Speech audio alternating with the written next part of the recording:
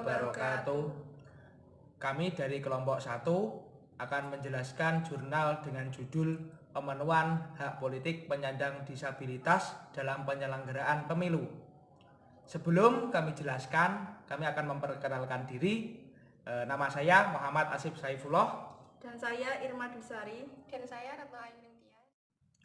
Baik, di sini saya akan menjelaskan tentang hak politik kaum disabilitas.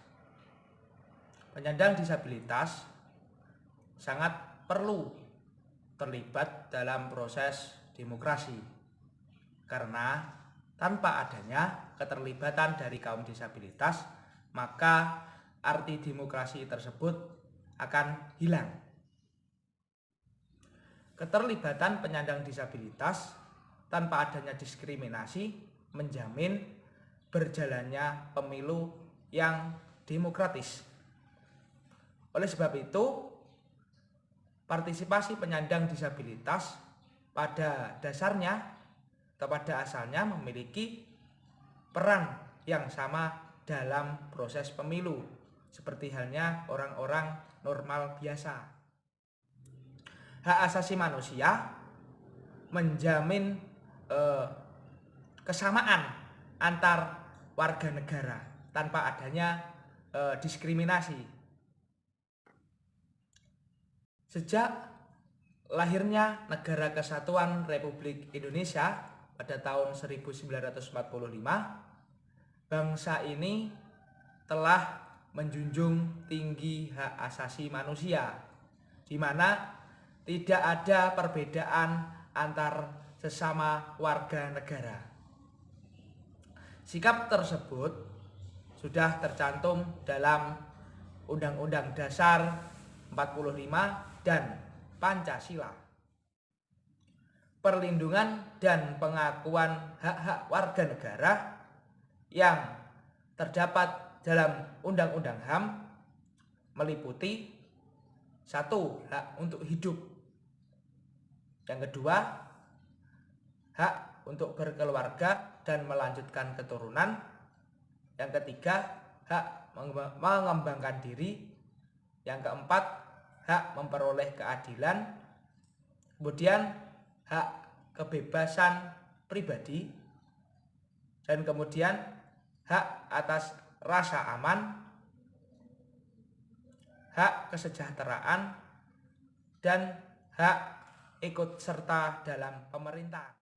Dalam pelaksanaan pemenuhan hak politik penyandang disabilitas, terdapat beberapa faktor penghambat yang membuat kaum disabilitas tidak dapat terpenuhi hak politiknya, seperti kesulitan dalam pencocokan data yang dilakukan oleh penyelenggara kepada kaum disabilitas. Yang kedua, kurangnya antusias dari penyandang disabilitas untuk ikut serta dalam pemilu.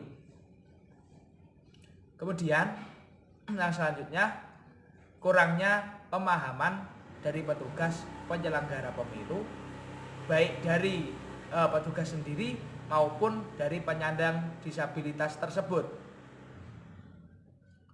Dan yang terakhir adalah surat-suara yang terlalu lebar, sehingga kaum disabilitas mengalami kesulitan untuk melipatnya kembali.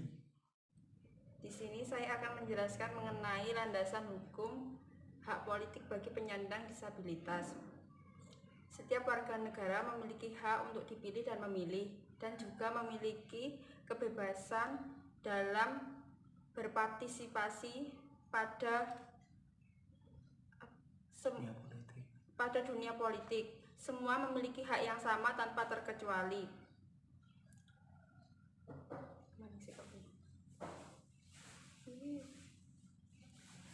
Hak memilih dan dipilih keberadaannya dilindungi oleh perundang-undangan. Dalam Undang-Undang Dasar 1945 terdapat pada pasal 27 ayat 1, pasal 28D ayat 1 dan ayat 3 pasal 28E ayat 3 dan pasal 28H ayat 2. Dan pada undang-undang terdapat pada Undang-Undang Nomor 8 Tahun 2016 tentang penyandang disabilitas pasal 75 dan pasal 77.